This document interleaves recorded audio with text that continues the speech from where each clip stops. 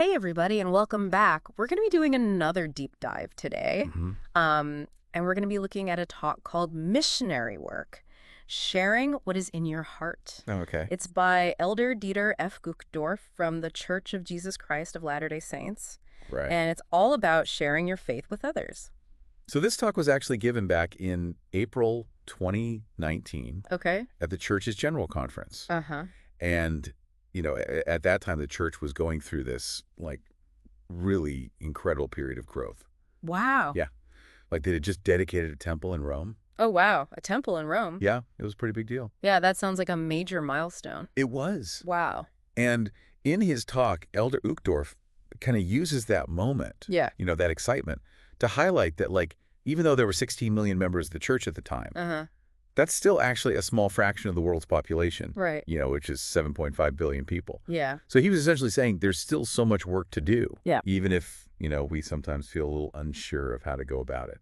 It's funny, whenever the topic of missionary work comes up, Yeah. I can just feel the anxiety in the room, Oh, yeah. It's like everyone suddenly becomes super interested in anything Right. but making eye contact. Like looking at their shoes, all of a sudden their shoes are super Right. interesting. Yeah. Yeah. Oh gosh. Yeah, I think that's a feeling that a lot of us can relate to, Right. whether we're part of this faith or, any other. Yeah. This idea of putting yourself out there, Mm-hmm. that can be intimidating. Totally. But what I find so powerful about Elder Uchtdorf's message Yeah. is that he gets it, Okay. He acknowledges those feelings of inadequacy, Right. and then he kind of flips the script, Okay. and he's like, hey, you know what God really cares about? Yeah. A willing heart, Oh, not a perfect performance. I love that. Right. It's so reassuring. It is. Because it makes sharing your faith feel less like a high-pressure sales pitch Yes. and more about something genuine and Yeah. heartfelt. Exactly. And then to make things even more approachable, Right. Okay. he lays out these 5, Okay. what he calls guilt-free suggestions Okay. for sharing your faith. I like that guilt-free. Right. Yeah. Yeah. It's not about checking boxes or feeling obligated.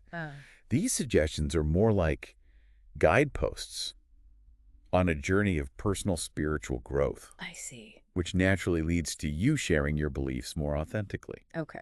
So what's the first suggestion? Well, it's all about starting with the foundation, Okay. drawing close to God. That makes sense. Right. Yeah. The stronger your personal connection to the divine is, Uh-huh.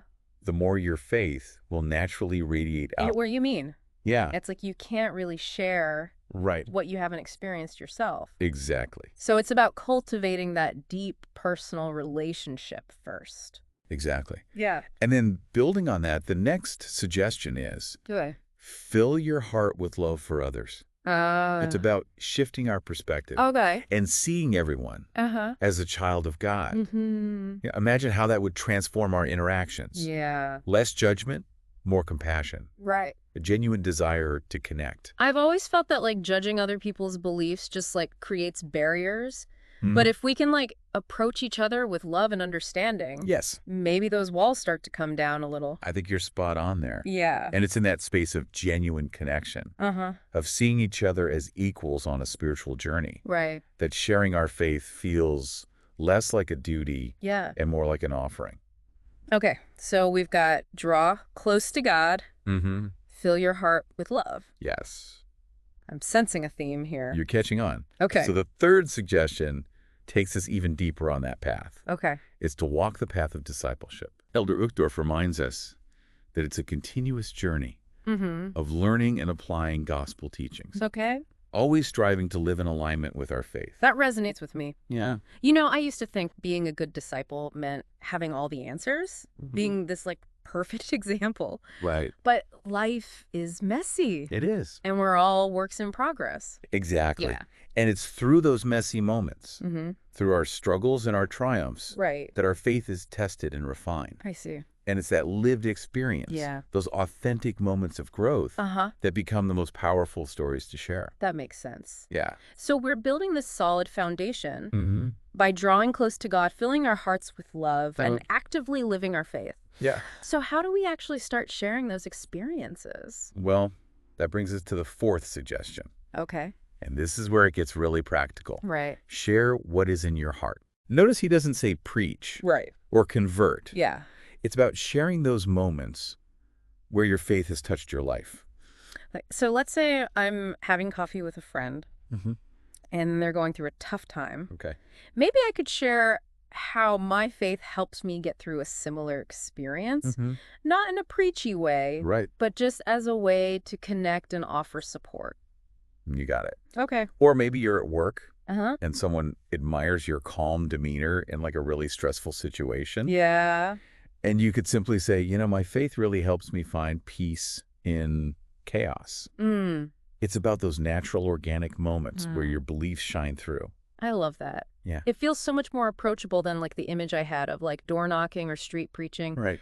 It's about letting your faith be a natural part of who you are, Hmm. not this like separate compartmentalized thing. Precisely. Yeah. And it's about trusting that those little sparks of connection Mm-hmm. can plant seeds that may grow in unexpected ways. Okay, so we've got 4 suggestions down. Mm-hmm. Drawing close to God, filling our hearts with love, walking the path of discipleship, Yes. and sharing those authentic moments where our faith shines through. Uh-huh.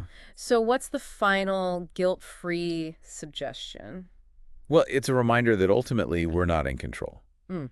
The 5th suggestion is to trust the Lord to work his miracles. Here's where it gets really interesting. It is. Okay. It's about letting go of the need to control the outcome. Okay.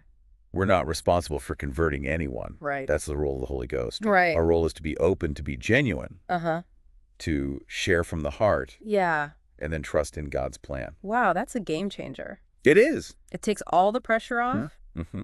But, I can't help but wonder, what about those times when you do put yourself out there and people react negatively? Mm-hmm. It feels like rejection is almost inevitable when you're talking about something as personal as your faith. That's a really important point. Yeah. And Elder Uchtdorf doesn't shy away from it. Okay. He acknowledges that experiencing negativity, Mm-hmm. even persecution, Yeah. has been a reality for disciples throughout history. Right. He even quotes the Apostle Peter, Okay. who said, rejoice as you share Christ's sufferings. Wow. It's a powerful reminder that, standing up for what you believe in might not always be easy, Right. but it's an important part of the journey.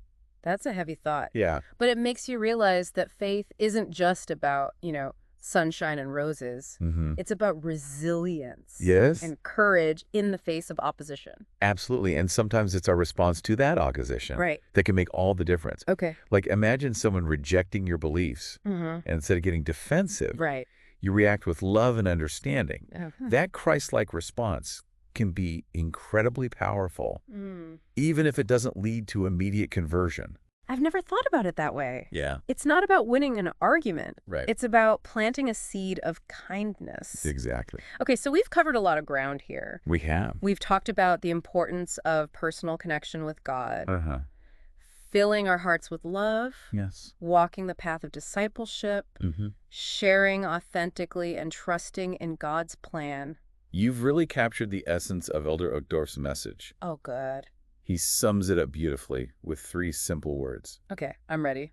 Believe, love, do. Believe, love, do. Mhm. I love how clear and actionable that is. It is. It's not about grand gestures, but Right. about those small, consistent steps that reflect your faith in everyday life. Exactly. Mm. It's about weaving your beliefs into the fabric of who you are, Oh, okay. letting them guide your actions and your choices, Right. and ultimately how you navigate the world around you.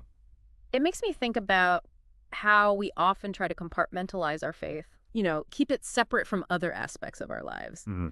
But what Elder Uchtdorf seems to be saying Yeah. is that our faith should be an integrated part of who we are, Yes. not just something we practice on Sundays. That's a really insightful observation. Thank you. He's suggesting that faith isn't just a set of rituals or doctrines, Right. but rather a lens through which we view the world and our place in it. So instead of hiding our faith away, Yeah. it's about letting it be a source of light that shines outward Mm-hmm. and naturally attracts others to its warmth. Precisely.